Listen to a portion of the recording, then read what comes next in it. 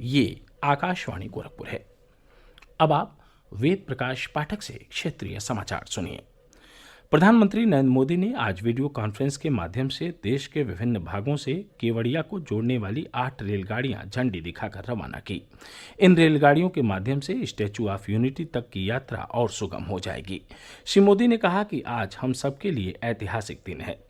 आज एक भारत श्रेष्ठ भारत अपने सुंदर रूप में परिलक्षित हो रहा है।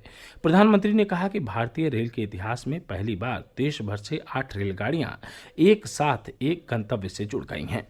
उन्होंने कहा कि आज भारतीय रेल का मिशन और सरदार वल्लभ भाई पटेल की परिकल्पना का समागम हुआ है। श्री मोदी ने कहा कि केवड़िया के समान कोई दूसरा स्थान नहीं है और यह स्टैचू ऑफ यूनिटी और सरदार सरोवर बांध से जाना जा सकता है। प्रधानमंत्री ने कहा कि केवड़िया भारत में प्रमुख पर्यटन स्थल बनकर उभर रहा है। श्री मोदी ने कहा कि दुनिया भर से पर्यटक केवड़िया आ रहे हैं और अमेरिका के स्टैचू ऑफ लिबर्टी के मुकाबले केवड़िया में स्टैचू ऑफ यूनिटी देखने वालों की संख्या ज़्यादा है। श्री मोदी ने कहा कि इन परियोजनाओं से केवड़िया के जनजातियों का जीवन भी बदलेगा। प्रधानमंत्री ने कहा कि केवड़िया में अनेक सुविधाएं उपलब्ध कराई गई हैं और पास के जनजातीय गांवों में रोजगार का सृजन किया जा रहा है।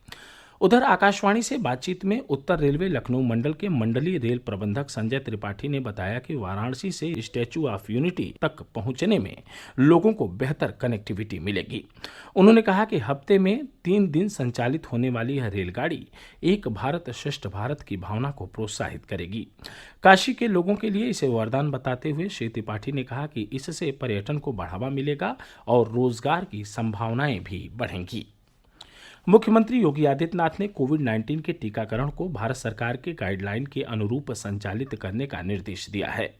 उन्होंने कहा है कि इसमें किसी भी प्रकार का कोई भी बदलाव न किया जाए। मुख्यमंत्री आज लखनऊ में अपने सरकारी आवास पर अनलॉक व्यवस्था की समीक्षा कर रहे थे।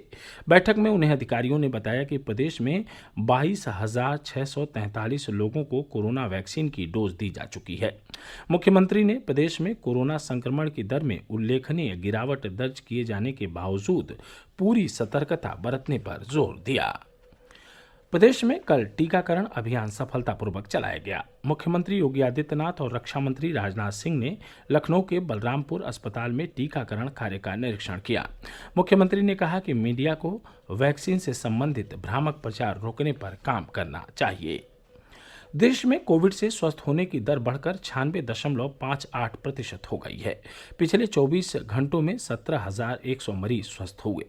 इसके साथ ही देश में कोविड से 1,01,96,000 से अधिक लोग ठीक हो चुके हैं। इस बीच कोरोना संक्रमण के 15,144 नए मरीज सामने आए हैं, जिससे देश में कोरोना की चपेट में आए लोगों की संख्या बढ़कर 1,05,57,900 को पार कर गई है। स्वास्थ्य मंत्रालय ने बताया है कि कल 181 मरीजों की मौत के साथ संक्रमण से अब तक मरने वालों की संख्या बढ़कर 1,52,274 हो गई है। देश में इस समय कोविड के 2,08,826 रोगी हैं। मुख्यमंत्री योगी आदित्यनाथ ने भीषण सर्दी के मद्देनजर रैन बसेरों के सुचारू संचालन और अलाव की मजबूत व्यवस्था सुनिश्चित करने का निर्देश दिया है। श्री योगी लखनऊ में एक उच्च स्तरीय बैठक में विभिन्न विभागों के कामों की समीक्षा कर रहे थे। उन्होंने अधिकारियों से कहा कि सर्दी के इस मौसम में कोई व्यक्ति खुले में न सोए और सभी रैन बसेरों में पूरी सुरक्षा और सफाई के समुचित प्रबंध के साथ साथ कोविड-19 के प्रोटोकॉल का पूरी तरह पालन सुनिश्चित किया जाए। मुख्यमंत्री ने कहा कि राज्य सरकार कामगारों और श्रमिकों के हितों के प्रति पूरी तरह संवेदनशील है। भारतीय जनता पार्टी ने राज्य विधान परिषद के द्विवार्षिक चुनाव के लिए कल अपने 6 और उम्मीदवारों के नामों की घोषणा कर दी है। जिन प्रत्याशियों के नामों की घोषणा की है वे हैं कुंवर मानवेंद्र सिंह, गोविंद नारायण शुक्ल, सलिल विश्नोई, अश्वनी त्यागी, डॉक्टर धर्मवीर प्रजापति और सुरेंद्र चौधरी। भारत में सड़क सुरक्षा के बारे में जागरूकता लाने और सड़क दुर्घटनाओं को कम करने के लिए कल से राष्ट्रीय सड़क सुरक्षा माह का शुभारंभ हो रहा है। उद्घाटन समारोह नई दिल्ली में होगा और राष्ट्रीय सड़क सुरक्षा माह का शुभारंभ रक्षा मंत्री राजनाथ सिंह और सड़क परिवहन और राजमार्ग मंत्री नितिन गडकरी करेंगे। इसके साथ ही क्षेत्रीय समाचारों का यह बुलेटिन यहीं संपन्न हुआ। नमस्कार।